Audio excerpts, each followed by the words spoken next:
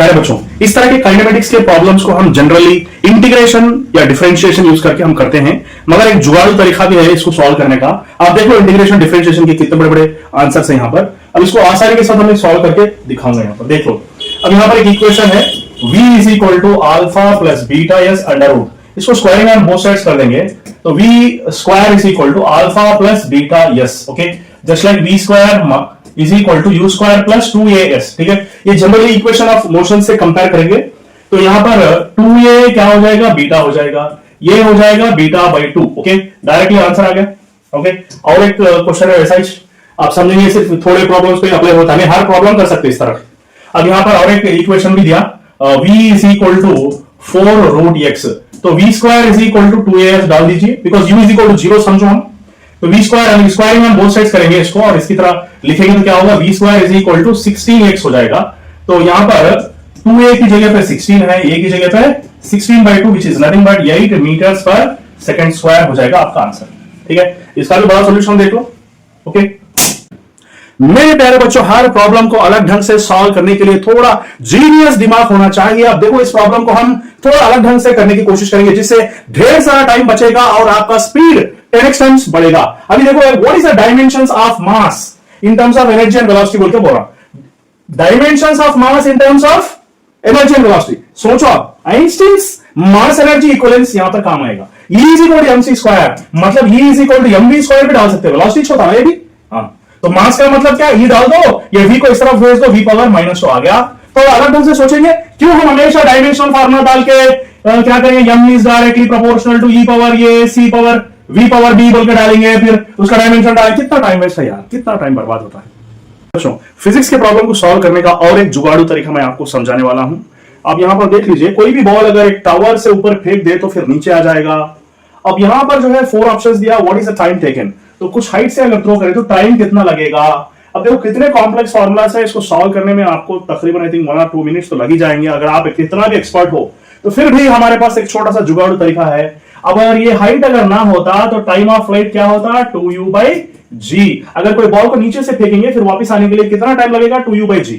अब हमको करना क्या है, अगर height h is equal to 0 होता तो ये होता आंसर।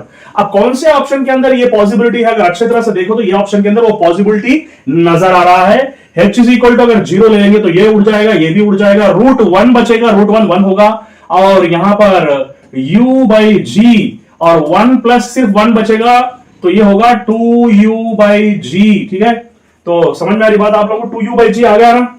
तो फोर्थ ऑप्शन का करेक्ट आंसर को हमने सॉल्व भी नहीं किया तो फिर भी सॉल्व हो गया। ठीक है, तो इस तरह के जुगाड़ू तरीके के लिए हमारा ऐप डाउनलोड कर दिया फखरुद्दीन एकेडमी, जिसके अंदर इस तरह के 2000 जुगाड़ू तरीके मिलेंगे। इसको कोई बाय हार्ट करने की जरूरत नहीं है, थोड़ा सा लॉजिक, थोड़ा सा magic, otherwise it is going to be tragic. Thank you. प्यारे बच्चों, मेरा मकसद यही है कि हर बच्चे का एक माइंडसेट बन जाए कि हर प्रॉब्लम को किस तरह आसानी से सॉल्व करके हम ढेर सारा वक्त बचा सके दूसरे सब्जेक्ट्स को पढ़ने के लिए और दूसरे सब्जेक्ट्स को सॉल्व करने के लिए। अब देखो यहां पर एक प्रॉब्लम है, ये डायमेंशंस का प्रॉब्लम है कि इक्वेशन डायमेंशनल फार्मूलास के अंदर ऐसा प्रॉब्लम आया था कि कौन सा फार्मूला जो है डायमेंशनली करेक्ट है। अब देखो इसके डायमेंशनल फार्मूलास डाल के करने में कितना वक्त जाया होता है आप लोगों को मालूम है, अंदाजा भी होगा। मैं सिर्फ आसान तरीका यूज करके सॉल्व करूंगा। आपको मालूम है time period is nothing but 2/√L/g, which is nothing but हम क्या कर सकते हैं, इसको 2/√R/g डाल सकते हैं, बिकॉज रेडियस और लेंथ में ज्यादा डिफरेंस नहीं है, लेंथ एंड रेडियस डाल दिए हम लोग। और हम जानते हैं कि g can be written as gm/r²। ठीक है, ये ग्रेविटेशन के अंदर फार्मूला आप लोगों को पहले से ही मालूम है। तो बस हम इतना करेंगे, 2/√R/g, g के प्लेस में डालेंगे gm/r²। r² मतलब ये ऊपर आ गया तो हो गया r³। अब देख लो कौन सा फॉर्मूला करेक्ट एग्जैक्टली सेट हो रहा, फर्स्ट फॉर्मूला सेट हो। इस तरह आसान करने के लिए मेरे पास 2000 शॉर्टकट्स है, हर प्रॉब्लम का कुछ ना कुछ शॉर्टकट ढूंढ के निकाला। 5 साल से यही काम में लगा हूं, यही रिसर्च में लगा हूं। अगर किसी को फायदा होना है तो मेरे ऐप में जाओ, फखरुद्दीन एकेडमी डाउनलोड करो। Thank you. अरे बच्चों, कभी कभार है ना, जुगाड़ू दिमाग इस्तेमाल करके भी बहुत सारा वक्त बचा सकते हैं। अब देखो यहां पर एक प्रॉब्लम है, एटम्स का प्रॉब्लम है, और यहां पर पूछ रहा काइनेटिक एनर्जी और पोटेंशियल एनर्जी। एक चीज हमको मालूम है कि काइनेटिक एनर्जी पॉजिटिव है और पोटेंशियल एनर्जी क्या है, नेगेटिव है। अब यहां पर देखो 4 ऑप्शंस के अंदर कौन सा पॉजिटिव है, यहां पर देख लो, यहां पर काइनेटिक एनर्जी पॉजिटिव है और पोटेंशियल एनर्जी नेगेटिव है।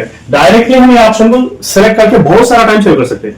इस तरह के जुगाड़ू सॉल्यूशंस के लिए आप चाहे तो मेरा ऐप फखरुद्दीन एकेडमी डाउनलोड कर लीजिए। तकरीबन 2000 शॉर्टकट्स बनाया मैं, 5 साल से यही काम में लगा हुआ हूं। थैंक यू दोस्तों। यहां पर जो है कभी कभार फिजिक्स के अंदर जुगाड़ू दिमाग बहुत काम आने वाला है। अब यहां पर देख लो, एक ब्लॉक हैंगिंग है, total length of the wire L है, तो ऊपर से एक्स डिस्टेंस के पास टेंशन कितना है बोल के पूछा। यहां पर टेंशन कितना होगा, ठीक है, 4 ऑप्शंस दिया। समझो ये पॉइंट अगर यहां पर होता, ये पॉइंट अगर यहां पर होता तो एक्स क्या होता, 0 होता। ओके, अब यहां पर देख लो पूरे ऑप्शंस के अंदर अगर यहां पर अगर एक्स डाल दिए, एक्स इक्वल टू 0 डाल दिए, तो टी इज इक्वल टू क्या होगा, M G L 0 divide by L, L खत्म हो जाएगा, tension is equal to M G आएगा। समझ में आ रही बात? तो ये जो है करेक्ट ऑप्शन है। तो इस तरह का जुगाड़ू दिमाग यूज करके कोई भी फॉर्मूला नहीं, कोई भी नहीं, सिर्फ थोड़ा दिमाग यूज करेंगे तो आपको करेक्ट आंसर आ जाएगा। ठीक है प्यारे बच्चों, जब कभी भी आपको इस तरह का कॉम्प्लेक्स प्रॉब्लम नजर आ जाएगा तो थोड़ा अगर दिमाग को हटाकर सोचेंगे, यानी कि out of box thinking use करेंगे, तो हम इसका सॉल्यूशन जो है ना बगैर सॉल्व करे सिर्फ यूनिट्स देखकर भी पहचान सकते, सिर्फ यूनिट्स देखकर करेक्ट आंसर जज कर सकते। आप देख लो यहां पर force is equal to minus K B square बोल के बोला ना, तो के का मतलब क्या है, F by V square. Okay, तो mass into acceleration by V square, mass का मतलब के जी, ओके, और एक्सेलरेशन मतलब मीटर बाई सेकंड स्क्वायर। ठीक है, और वेलोसिटी का मतलब क्या, velocity is nothing but metres per second, मतलब स्क्वायर है यहां पर, तो metre square by second square, तो सेकंड स्क्वायर कैंसिल हो गया, ये मीटर मीटर भी कैंसिल हो गया, और बचा क्या, केजी पर मीटर। अब यहां पर केजी पर मीटर किसका यूनिट है, यहां पर देख लो, इसका यूनिट है केजी पर मीटर, बाकी का है नहीं। ओके, तो select the correct option by just seeing the units. तो इस तरह के जुगाड़ू तरीके से आप बहुत सारा वक्त सेव कर सकते हैं, इसलिए हमने 2000 शॉर्टकट्स बनाए हैं हमारे ऐप के अंदर, फखरुद्दीन एकेडमी। ठीक है, डाउनलोड कर लीजिए। कभी कभार जो है ना थोड़ा सा दिमाग इस्तेमाल करके हम बहुत सारा टाइम सेव कर सकते हैं, थोड़ा सा अलग सोचकर। अब जैसे कि देखो यहाँ पर एक स्प्रिंग को 1 kg का मास अटैच्ड है, तो उसका एम्पलीट्यूड कितना था, वाइब्रेशन और ऑसिलेशन का एम्पलीट्यूड, ऑसिलेशन का एम्पलीट्यूड था 10 सेंटीमीटर्स। 1 kg के ऊपर 3 kg एक्स्ट्रा ऐड कर दिए, तो क्या एम्पलीट्यूड बढ़ेगा या घटेगा, कंपलसरी घटेगा। तो 10 से छोटा वाला आंसर होगा ना, 10 से बड़े वाले आंसर्स तो नहीं होंगे ना। तो इस तरह का जुगाड़ू दिमाग इस्तेमाल करके 2000 शॉर्टकट्स बनाया मैंने। आप चाहे तो मेरे ऐप पे जाकर इसको देख सकते हैं, फखरुद्दीन एकेडमी ऐप का नाम। कभी भी इस तरह के प्रॉब्लम्स आते हैं तो थोड़ा हम जुगाड़ू तरीके से हम सोचकर बहुत सारा वक्त सेव कर सकते हैं। देखो एक ब्लॉक है जहां पर हम अप्लाइड फोर्स यानी कि मिनिमम फोर्स पूछा और कोएफिशिएंट ऑफ फ्रिक्शन भी दिया। अब 4 ऑप्शंस में से एलिमिनेशन प्रोसेस यूज करेंगे। यहां पर सबसे पहले तो क्या है, हम म्यू तो 1 से कम होगा ना, अगर म्यू इज इक्वल टू 1 डाल दिए तो 2 ऑप्शंस एलिमिनेट हो जाएंगे। तो यहां पर 1 डाल दिए तो ये 0 हो जाएगा, यहां पर 1 डाल दिए तो ये इंफिनिटी हो जाएगा, ये 0 हो जाएगा। अब ये दोनों में से सिलेक्ट करना है, ये दोनों में से सिलेक्ट करना है। म्यू इज इक्वल टू 1 डाल देंगे तो फिर ये होगा एम जी, और यहां पर ये क्या हो जाएगा, म्यू इज इक्वल टू 1 अगर डाल दिए तो ये होगा 1 mg divided by square root of 1 + 1 मतलब √2, तो ये हो जाएगा mg बाई √2। इन दोनों में से मिनिमम फोर्स चुनने के, मिनिमम फोर्स को सिलेक्ट करो बोला ना, मिनिमम फोर्स को सिलेक्ट करना पड़ा। तो मिनिमम फोर्स क्या है, ये तो थोड़ा ज्यादा हो गया, तो सबसे मिनिमम फोर्स ये है, तो ये होगा करेक्ट आंसर। Thank you. प्यारे बच्चों, जब कभी भी दोनों मासेस का डिस्टेंस को बढ़ा देंगे तो वर्क डन पॉजिटिव होगा, इस चीज को याद रखो आप लोग। तो यहां पर एक जुगाड़ू तरीका यह है कि वर्क डन जो नेगेटिव जो ऑप्शंस दिया ना, इन दोनों को हम एलिमिनेट कर सकते हैं। और तीसरा क्या है, इन दोनों ऑप्शंस में से हमको डिसाइड करना है। यहां पर पावर पॉजिटिव दिया यानी कि 10 पावर 25, इतना वर्क डन तो कोई कर ही नहीं सकता। ओके, ये तो नामुमकिन है, जो पावर 10 पावर 25 दिया। अब ऑप्शन तो करेक्ट ऑप्शन सिर्फ यही करेक्ट ऑप्शन होगा, समझ में आनी बात। इस तरह हम एलिमिनेशन मेथड यूज करके थोड़ा दिमाग को हटकर सोचेंगे तो बगैर सॉल्व करेंगे भी थोड़े प्रॉब्लम्स को हम सॉल्व कर सकते हैं। ये जुगाड़ू तरीका के साथ हम प्रॉब्लम को सॉल्व करेंगे ना, बहुत सारा वक्त बचा सकते हैं। अब यहाँ पर देखो, एक स्क्वायर के यानी कि एक रेक्टेंगल के अंदर से अगर एक 1/4 ऑफ द हिस्सा बाहर निकाल दिए, और इस रेक्टेंगल का लेंथ जो है ये है और ब्रेड्थ अगर b है, अगर इतना सा हिस्सा निकाल दिए तो यहां पर जो कोऑर्डिनेट्स है a/2 b/2 हो जाएंगे। अगर ये हिस्सा निकाल दिए तो आपका सेंटर ऑफ मास जो है ना, यहां से शिफ्ट होकर यहां पीछे की तरफ आ जाएगा, यहां पर आ जाएगा। ठीक है, अगर यहां पर आ गया तो फिर क्या होगा, अब हम सॉल्व भी नहीं करेंगे मगर करेक्ट आंसर को पहचानेंगे। ठीक है, ये हमारा जुगाड़ू तरीका है। अब देखो a/2 का मतलब क्या हो गया, 0.5b एंड 0.5a। ठीक है, तो ये हो गया आपका वैल्यू।